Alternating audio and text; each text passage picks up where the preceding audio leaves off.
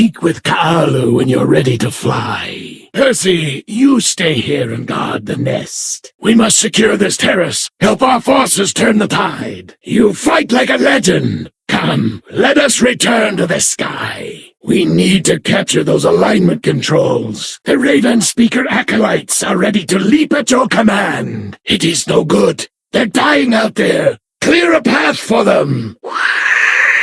Reinforcements! Clear them out. It looks like everyone is in position. Kaalu, give the signal and get us out of here. Skyreach. I have not been this close to her in many years. The High Sage will be well protected. We can fly no closer. Destroy their false sun, that we may meet again in the shade. Oh, yes, of course. Greetings, Orneka. Orneka, it is not safe here. The adherents are out in force. Come with us to Vel Terak. Very well. Let us proceed. Step aside. Let us see if this fellow had anything worthwhile. Mind the door, will you? My, what a curious collection. Percy, what have you got there? Come now, let's see it. 50 layers of shadow, 50... Percival! You put that back this instant! Wow, nasty bird! Ah, here's something. The Saga of Terok. And he's written notes inside. Here, have a look. Back to the shadows for us, Percy. Percy, would you hold still? How do you expect me to read it with you fluttering about like that? When the raven swallows the day. Who sent you?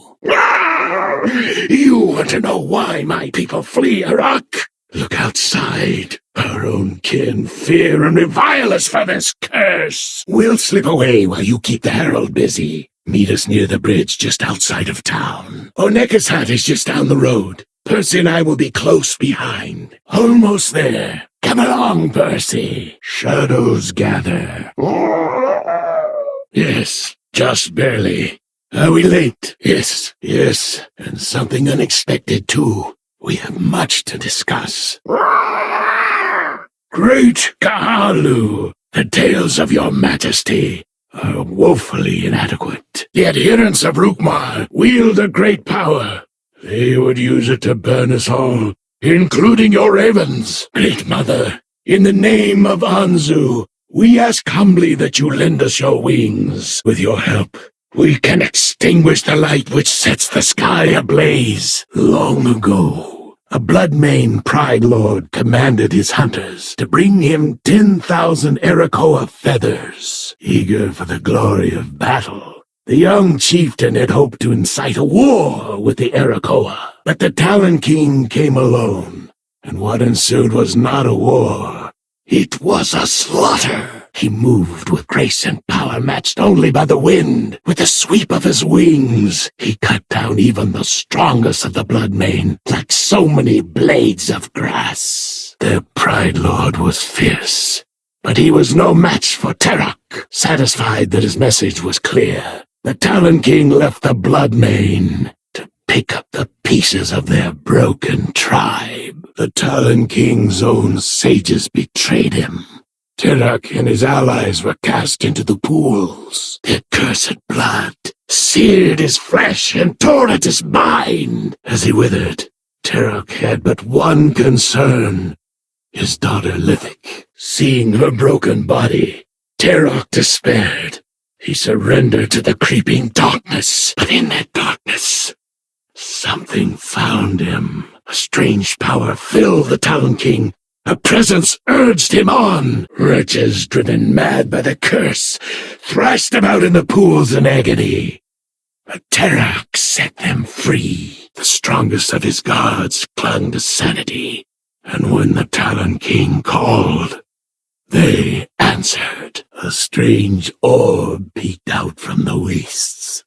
Gazing into it, Terok met the being that had saved him. The raven god Anzu gifted Terok and his gods with dark powers.